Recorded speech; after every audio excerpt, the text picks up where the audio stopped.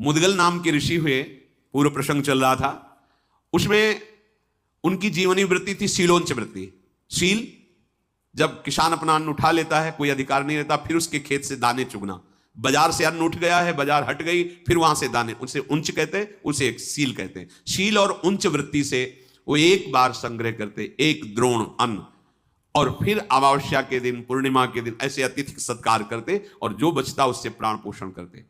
जब बहुत समय तक अपने धर्म का पालन किया जाता है तो उसका फल प्रकाशित होने के पहले उस धर्म की निष्ठा देखी जाती है। तो दुर्वासा जी महाराज पधारे, जब वो प्रसाद पाने के लिए तैयारी थे तो आगे बहुत भूखा हूं, सब आ गए। जो गिरा भी था जूठन, उसको लेके अपने शरीर में लगा लिए, चले गए।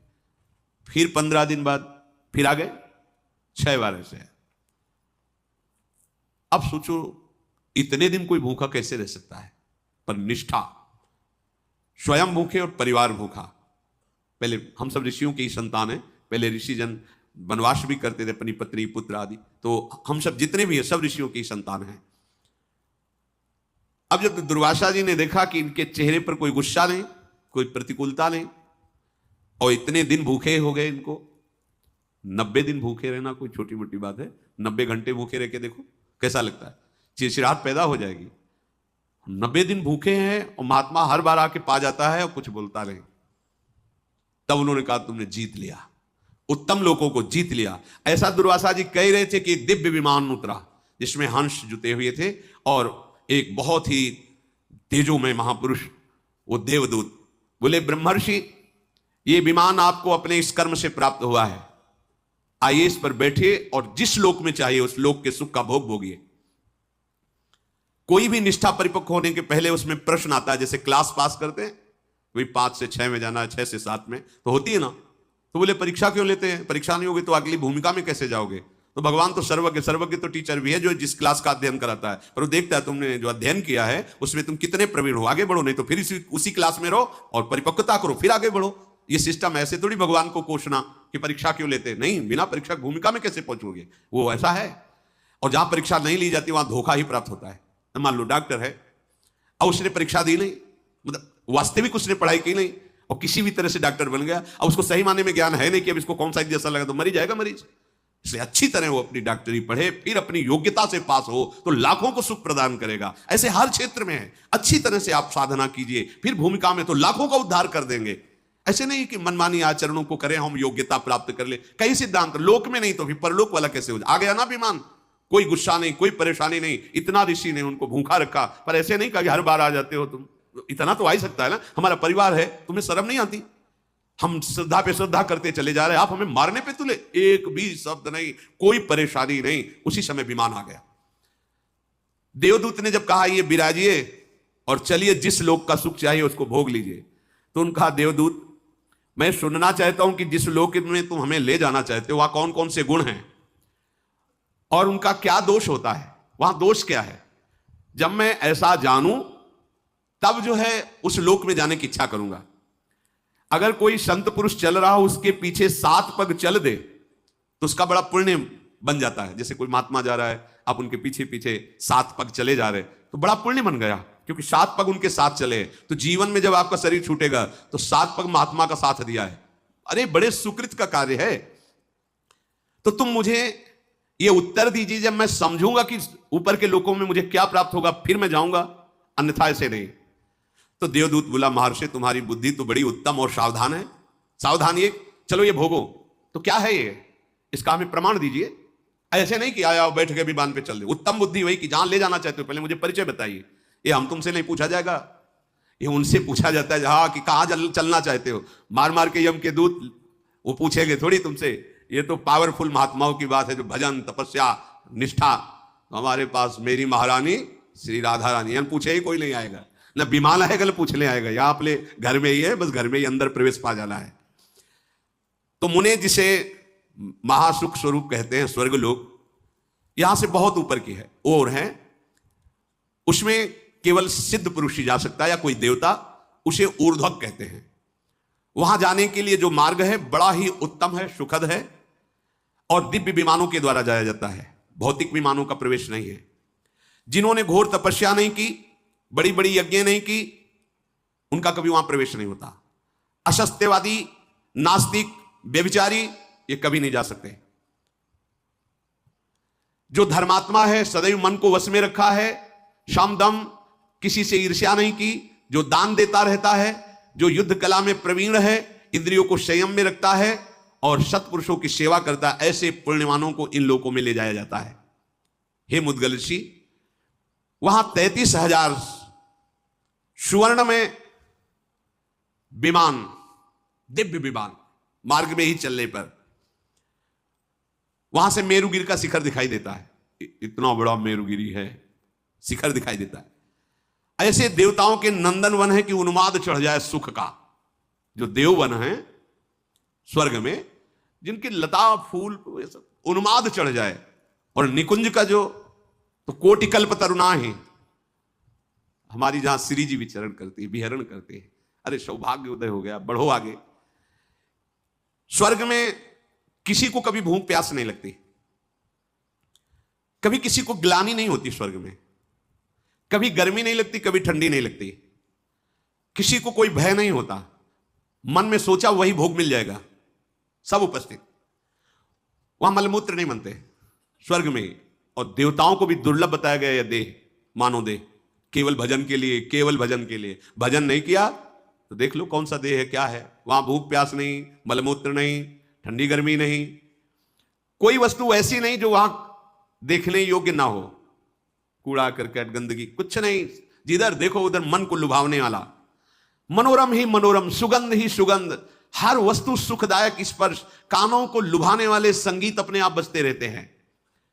वहां शोक नहीं है, बुढ़ापा नहीं है, झुर्रियां नहीं पड़ती, थकावट नहीं होता, कोई वहां रोते नजर नहीं आता, सुख ही सुख बरस रहा है। स्वर्ग लोक में ऐसा सुख है जो सत्कर्म करते हैं उन्हीं को केवल प्राप्त हो सकता है, पुण्यवानों को वो लोक प्राप्त होता है।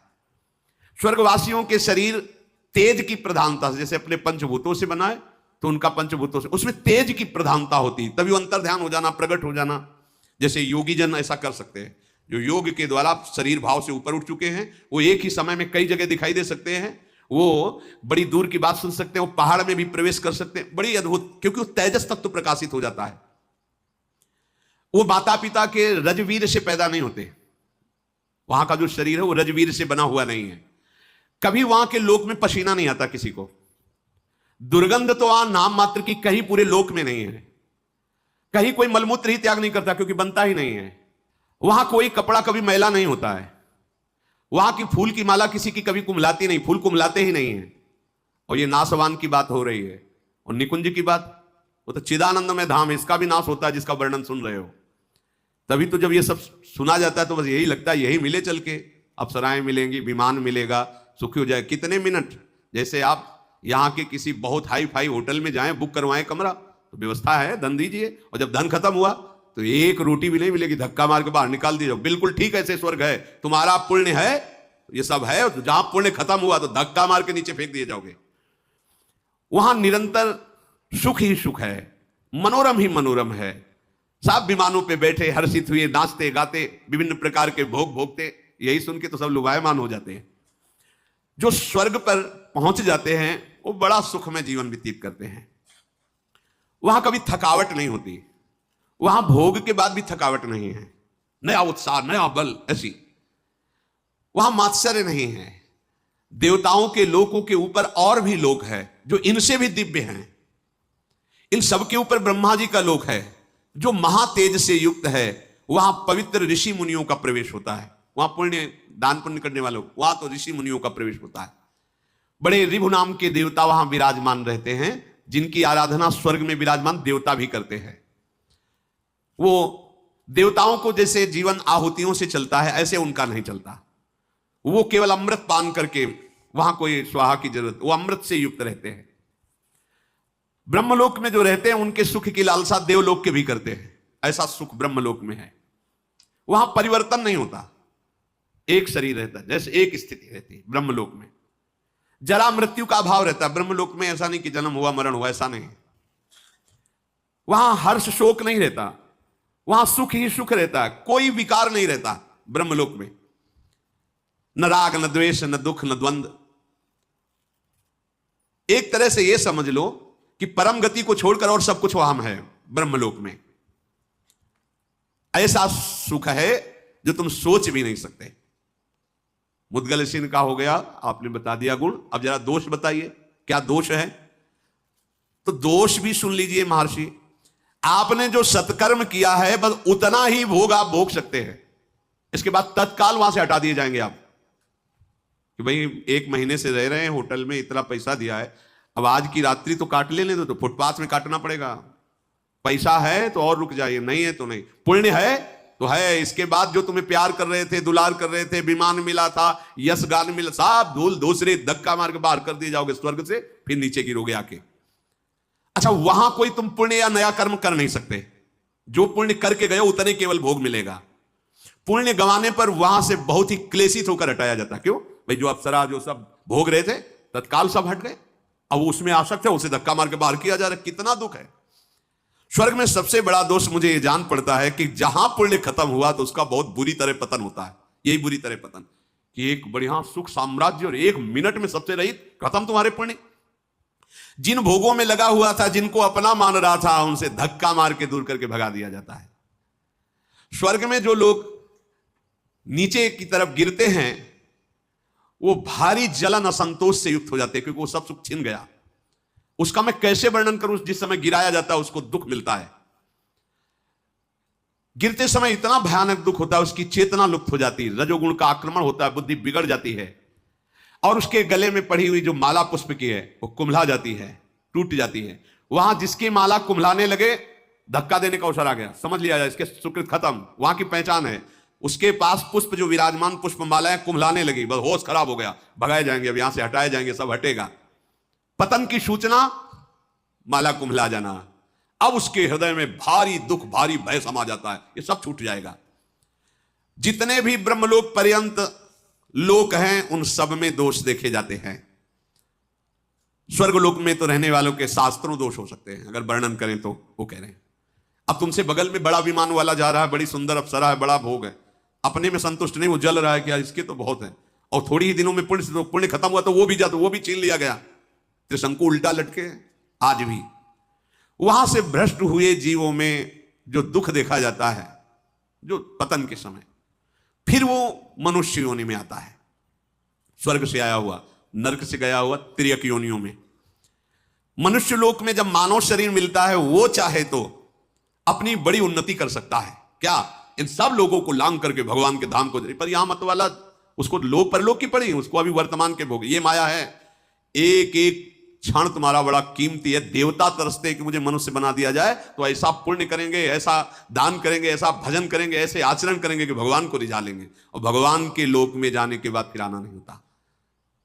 यद्गत्वा न निवर्तन्ते तद धाम परमम मम। एक ही जगह है जहां भगवान के धाम के जहां प्रवेश हुआ, फिर आना जाना मिट गया, नहीं ब्रह्मलोक तक ये चलता रहता है आना जाना।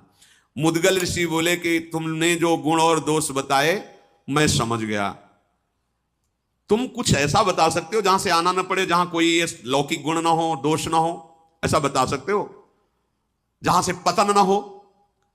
मुद्गल मुनि के इस प्रकार ऐसा कहने पर देवदूत ने कहा कि हे ऋषिवर, मेरी दृष्टि तो वहां तक नहीं पहुंच पा रही, क्योंकि मैं तो केवल इन लोकों का वर्ण, पर मैंने सुना है भगवान का एक धाम ऐसा है जहां जाने के बाद फिर लौटना नहीं होता, कोई दुख नहीं होता, पर वो मिलता है केवल भजन से।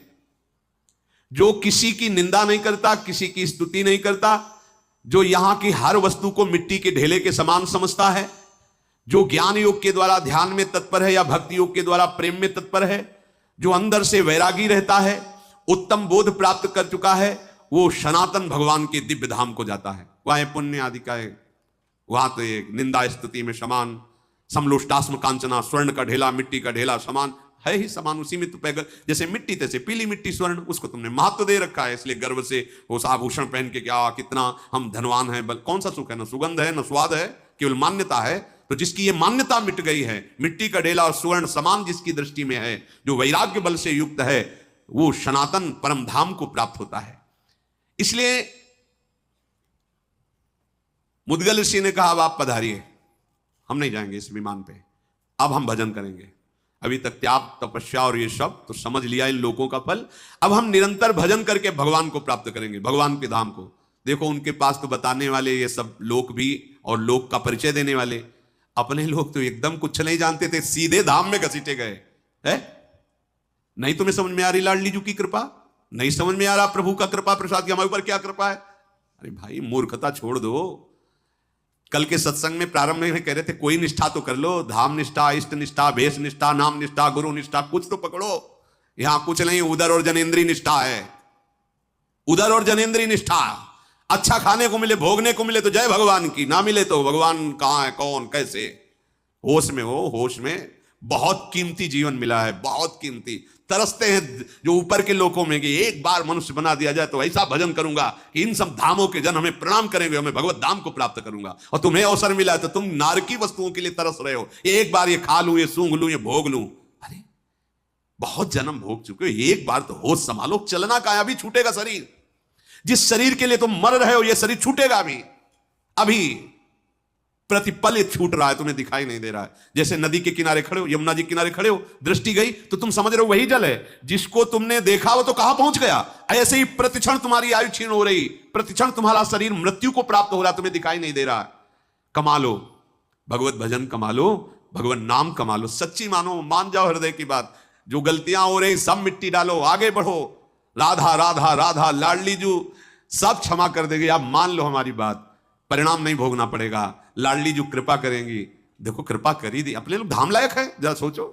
जब हम इस पर विचार करते हैं तो लगता है यार श्री जी की अहेतुकी कृपा पर कैसी ठोकर मारते हैं ये लोग। इनकी समझ में नहीं आता है कि कर क्या रहे हैं। बस यही है कि जैसे छोटा बालक मां की गोद में मल त्याग कर दे तो दंड का अधिकारी नहीं होता है। बेचारा बालक है, हम हैं तो ऐसे ही अबोध हैं, पर अबोध बन जाए, पर बनते बड़े ज्ञानी हैं। बात भी यही है कि हम बच्चा भी नहीं बनना चाहते।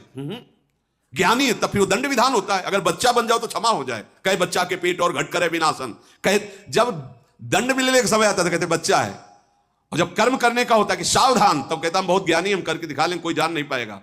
तब जो जान रहा है वो कर्म तुम्हें दंड दे देगा। होश में जिस धाम के लिए ऋषि मुनि ऐसे ललकते हैं वो धाम तुम्हें ऐसे ही प्राप्त हो गया, फ्री में प्राप्त हो गया, श्री जी की कृपा से प्राप्त हो गया। विमान से चढ़ने की जरूरत नहीं है। ऐसी जगह आ गए जहां विमानों का प्रवेश ही नहीं है। ये भगवत धाम है। इस मनुष्य लोक में कोई भी ऐसा नहीं है जो ये ना भोगता हो। बारी बारी से दुख, बारी बारी से सुख। जैसे चक्र ऐसे चलता रहता है, ऐसे दुख सुख का चक्र है। तुम पराक्रमी हो, सावधान हो जाओ, दुख सुख सह जाओ। राधा राधा राधा राधा, कहीं खर्चा मत करो नाम को। राधा राधा राधा कमाई करो और ऐसी जगह पहुंचो जहां से पुनः जन्म मरण पतन दुख ये सब नहीं है।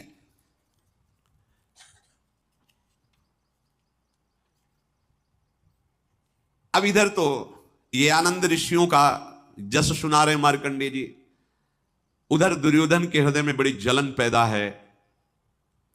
मैं ऐसा परास्त हुआ, इनका नाश कैसे करूं, पांडवों का नाश कैसे करूं, क्या कर सकता हूं। वो इसी विषय में सोच ही रहे थे कि अचानक देखा कि एक अवधूत आ रहे हैं सामने से। ये छल कपट विद्या में प्रवीण शकुनी, कर्ण, धृतराष्ट्र, दुर्योधन ये साथ ही रहते थे। यही देखा कि अरे अवधूत रूप में तो दुर्वासा जी हैं। एकदम सब सावधान हुए, जाके साष्टांग प्रणाम किए, नम्रतापूर्वक हाथ जोड़कर कहा महाराज महल पधारिए, सेवा स्वीकार कीजिए। आगे दुर्वासा जी, बड़ी कठिन है इनकी सेवा करना, तो मेरा आतिथ्य सत्कार करोगे तुम? दुर्वासा जी ने कहा। बोले भगवान रात दिन मैं स्वयं खड़ा होकर के आपकी रात दिन सेवा करूं। तो ठीक है, बनवाओ भोजन, हम आ रहे हैं अपना नित्य कर्म करके। भोजन बनवाया, आए, बोले फेंक दो ये बना हुआ भोजन, हम नहीं पाते, बनाओ तत्काल बनाओ। तत्काल बना, भूख नहीं है हमारे पास। अचानक रात्रि में उठते, बहुत भूख लगी, तुरंत भोजन चाहिए, तुरंत। वो बिल्कुल जानता था कि बड़े विचित्र कोटि के महात्मा हैं और अगर इनको प्रसन्न कर लिया तो कुछ भी दुर्लभ। मुझे जल्दी लाओ, बहुत भूख लगी है। भोजन तैयार, अदृश्य हो गए, अब इंतजार कर रहे हैं। अकस्मात फिर प्रकट हो जाए, ये तो बासी भोजन है ना, तुरंत भोजन बनाओ। तुरंत भोजन बनाकर, और बार बार दुर्योधन की तरफ हाथ जोड़े, दास की तरह रात दिन खड़ा रहा। कई बार ऐसे प्रयास किए दुर्वासा जी ने कि फेल हो जाए, बस वो जानता था, बिल्कुल हिम्मत करके ऐसे। दुर्धर्ष मुनि जब देखे कि सेवा में बिल्कुल नहीं, वैसे ही शांत भाव से खड़ा है, वहां क्या चाहते हो? तुम्हारे मन का मनोरथ क्या है?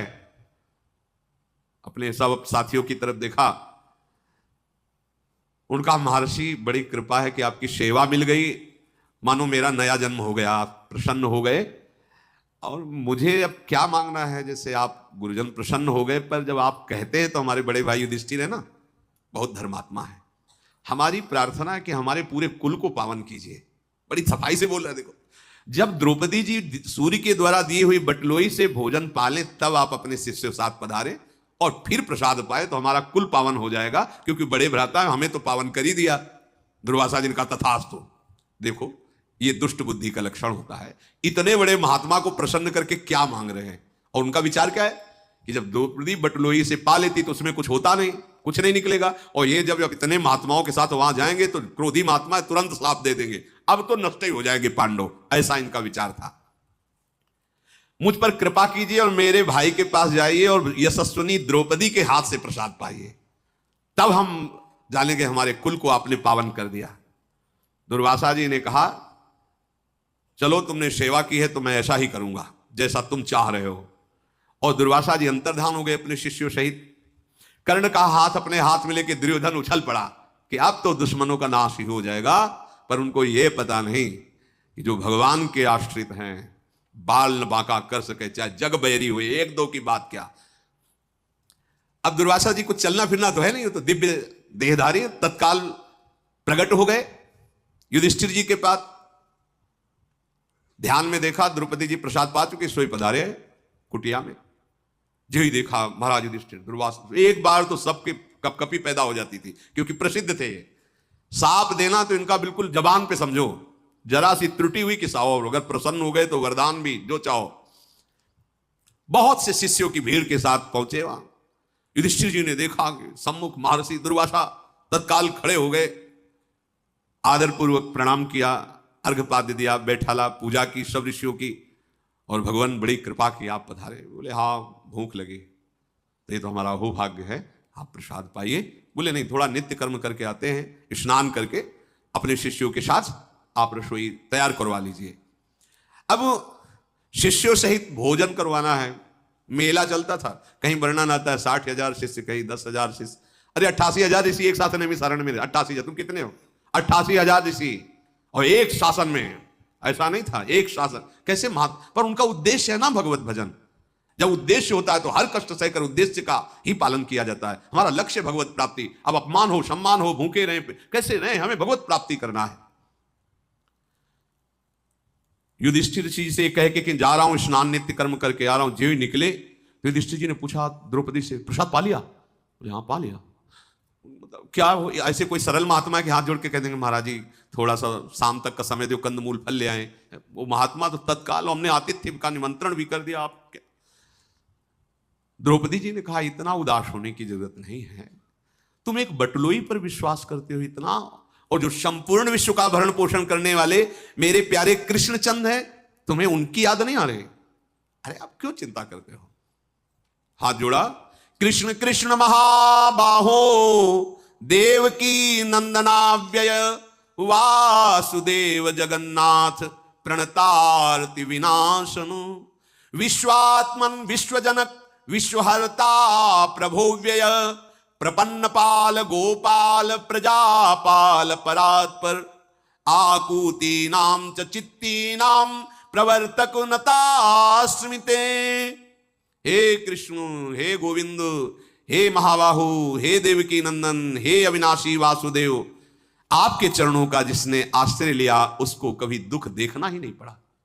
जगदीश्वर, आप संपूर्ण जगत की आत्मा हो, अविनाशी हो, विश्व की उत्पत्ति संहार करने वाले हो, शरणागत की रक्षा करना आपका व्रत है। हे गोपाल, आप अपने प्रणत जनों का पालन करने वाले परात्पर परमेश्वर हो। आकूति मन चित्त बुद्धि इसके आप प्रेरक हो। मैं आपको प्रणाम करती हूं। आओ, जिसे कोई अन्य की सहायता नहीं, केवल आपकी सहायता चाहिए, उसके लिए आप विलंब नहीं करते। एक एक शब्द समझ लो, अन्य की सहायता अगर है तो प्रभु विलंब करेंगे, अन्य सहायता नहीं तो प्रभु आपको अनुभव करा देंगे मैं आ चुका हूं। असहाय भक्तों की सहायता केवल आपसे ही होती है। प्राण मन की वृत्ति आपके पास तक नहीं पहुंच सकती, क्योंकि आप इनसे परे हैं, प्राण और मन से भी। मैं तुम्हारी शरण में हूं, हे शरणागत वत्सल देव आप कृपा कीजिए। नीलोत्पल दल श्याम पद्म गर्भारुणे क्षण, पीतांबर परिधान लसत कौस्तुभ भूषण, त्वमादिरंतो भूतानां त्वमेव च परायणं, परात्परम ज्योतिर्विश्वात्मा सर्वतोमुखः। हे नील कमल दल के समान श्याम सुंदर, हे अरुण नेत्रों वाले पीतांबरधारी कृष्ण, हे वक्षाय स्थल पर कौस्तुभ मणि धारण करने वाले प्रभु, हम सब तुम्हारे सेवक हैं, आप हमारी रक्षा कीजिए। प्रभु ये दुर्वासा जी भारी विपत्ति के रूप में टूट पड़े हैं आकर के, आप हमें बचाइए। कौरव की सभा में जैसे आपने मेरी लाज रखी थी वैसे ही आप मुझे संभालिए। द्रौपदी अचिंत्य गति परमेश्वर देवाधिदेव जगन्नाथ महान ब्रह्म भगवान श्री कृष्ण की प्रार्थना की, पीतांबर फहराते हैं जैसे हवा में फहरा समेटते दिखाई दे। कितना ये कोई कथा नहीं है, सत्य मानो आपके लिए भी आज वो ऐसे ही हैं। कदम कदम पर अनुभव हुआ है मेरे प्रभु मेरे साथ है। जहां कोई ऐसा लगा गया ऐसे ही जैसे कोहरा छाया और सूर्य प्रकाशित हुआ, सारा कोहरा उड़ गया, देखा है। सच्ची मानो ये कथा नहीं है, ये हमारी ही बात है हम सबकी। केवल प्रभु का आश्रय हो तो आपको दिखाई देगा वो किसी न किसी रूप में आ रहा है, पक्का। देखा द्रौपदी ने पीतांबर फहराते हुए बड़े वेग से प्रभु, जैसे बच्चे की तरफ मां दौड़ती है ऐसे प्रभु दौड़ते आ रहे हैं। द्रौपदी आनंद मगन हो गई देख के, अभी पुकार अभी आ गए, प्रणाम किया। प्रभु दुर्वासा जी ने आके भारी विपत्ति में फंसा दिया, अभी वो आएंगे और ना कुछ पाएंगे तो शाप दे देंगे। भगवान ने कहा कृष्ण ने बात तो बाद में करना, मुझे भूख बहुत लगी। प्रभु वही समस्या है, समस्या भी तो वही है ना। वो बोले नहीं मुझे बहुत भूख लगी है, मैं तभी आपकी बात सुनूंगा, पहले अपनी भूख मिटाऊंगा। तो उनका प्रभु आपको पता है उस बटलोई में जब मैं पा लेती हूँ तो कुछ नहीं बचता, ऐसा सूर्य का वरदान है, और हमने उस बटलोई को पवित्र करके धो के रख दिया है, अब उसमें कुछ नहीं है। भगवान ने कहा लाना बटलोई, उसमें कुछ तो होगा ही। देखो कर तुम अकर तुम अन्यथा कर तुम। पहली बात सूर्य का वरदान है कि जिस समय द्रौपदी पालेंगे उसमें कुछ नहीं बचेगा, भगवान है सूर्य। दूसरी बात एक पतिव्रता पात्र मार्जन करके रखेगी, उसमें जूठन लगी रहेगी। अरे साधारण आदमी भी पात्र मानता है कि जूठन न लगे, उसमें जूठन कैसे बच जाएगी। महाराज कितने समर्थ हैं, लाओ बटलोई। तो उनका प्रभु धो के लाओ, तो तुम लाए तो उसमें एक शीत प्रकट हुआ दिखाई दे, देखो ये लगा हुआ है, इतने से तो पूरा विश्व तृप्त हो जाएगा। ऐसे लेके भगवान ने अपनी ये देखो प्रकट किया है। सम्मान रखें तो भगवान सबकी बात का सम्मान रख दे, नहीं तो ऐसे हैं जैसे कोई जा ऐसा हो जाएगा तेरे कहले से होगा। मेरी प्रिया जो अगर नहीं चाहती है तो खोपड़ी के बल खड़ा होकर साफ दे तो भी कुछ है। साप ताप पाप रोग शोक दारुण दुखारी, लाल इष्ट दुष्ट दलन कुंज भवनचारी। लालजू के इष्ट हैं गोरे चरणारविंद। ये ठसक तो हम देखते ही नहीं है, ऐसा नहीं सब में नहीं, पर प्राय हम देखते हैं कि ठसक हमारी धन की है, संपत्ति की है, परिवार की है, पद की है, प्रतिष्ठा की। प्रियाजू की ठसक तो देखते ही नहीं कि गर्व में तुम्हारा हृदय फूलता रहे। मुझे कितना सौभाग्य मिला, मैं श्री जी का हूं ये मैं गर्व से कह सकता हूं, मैं लाडली जी का हूं ये मुझे सौभाग्य मिला है, गुरुदेव ने दिया, धाम ने दिया, प्यारी जी ने मुझे अधिकार दिया कि मैं गर्व से कह सकता हूं मैं प्रिया प्रीतम का हूं, मैं वृंदावन का हूं। लिख लो कागज में, अभी हम कोई भविष्य ज्ञाता नहीं पर तुम्हें बता रहे हैं। जैसी हवा चल रही है, बढ़ती चली जा रही तापमयी कलयुग की, आपको शुद्ध सत्संग सुनने को नहीं मिलेगा। आगे समय आएगा भगवत मार्ग आपको नहीं मिलेगा, आगे समय आएगा भगवत मार्ग में सिद्ध महात्मा नहीं मिलेंगे। लिख लो, ऐसा समय आता चला जाएगा कि लुप्त हो जाएगा, धर्म ग्रंथों की बातों पर अविश्वास हो जाएगा। जो धर्म से चलने वाले महात्मा जन बड़ी कठिनाई से उस स्थिति को प्राप्त करते थे, अंतर्हित हो जाएंगे, तुम्हारे सामने ही नहीं आएंगे। जो होंगे ऐसी जगह अपने शरीर को छोड़कर प्रभु के धाम में चले जाएंगे, अव्यक्त हो जाएंगे। तभी भाव भ्रष्टाचारा सब संसारा, धर्म सुने नहीं काना। जरा सा भक्ति मार्ग में चले, उसको रौंद देने के लिए माया तैयार है, कलिकाल उसको भ्रष्ट करके मिटा देने के लिए तैयार। तुम क्या समझ रहे हो, ये कलिकाल यहां का राजा है इस युग का। अगर ऐसे महात्माओं की जय होती रही तो कलिकाल चुपचाप बैठा रहेगा, कुछ नहीं कर पाएगा। पर वो राजा है, वो ऐसी कालिक पोत देता है कि श्रद्धा ही न रह जाए, विश्वास ही न रह जाए। अब चलाओ, अब उसका चलेगा राज्य, क्योंकि जहां महात्मा के वचनों का शासन होता है वहां ना माया प्रभाव दिखाती है, ना कलयुग अपना प्रभाव दिखा पाता है। तो तुम बोलते रहो, तुम्हारी कोई सुनेगा ही नहीं, तुम्हें ऐसी जगह खड़ा कर देंगे। वो राजा है यहाँ का, कलयुग का इस समय राज्य है। तो अभी तो बच्चा है, वो ऐसे देख लेता है, बस घुटनों के बल चल रहा है। और जिस दिन खड़ा होकर ताल ठोकेगा, कोई सृष्टि में ऐसा नहीं रहेगा जहां नाम सुनाई दे, जहां स्वाहा स्वधा, जहां परम पावन धर्म की चर्चा, बोल नहीं सकते, समय आएगा बोल नहीं सकते, देख लेना ऐसा राज्य आएगा, ऐसा शासन आएगा, पहले से शास्त्रों में लिखा हुआ है। आप जय घोष नहीं कर सकते भगवान की चर्चा नहीं कर सकते, वैराग्य मार्ग का उपदेश नहीं कर सकते, आगे समय आएगा। द्रौपदी ने कहा बड़ी लज्जा से युक्त कि प्रभु आप कह रहे कि मुझे भूख लगी, क्या लाओ ना। बटलोई ला के दी।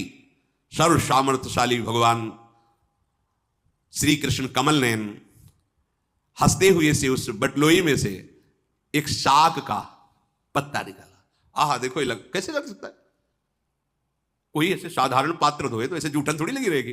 द्रौपदी जी ने धोया है, जो सती साध्वी परम देवी है, यज्ञ से प्रकट हुई है, कोई किसी मां के गर्भ से प्रकट नहीं हुई, परम प्रवीण सामर्थ्यशाली। और भगवान भास्कर का वचन है द्रौपदी के पालने के बाद कुछ नहीं बचेगा।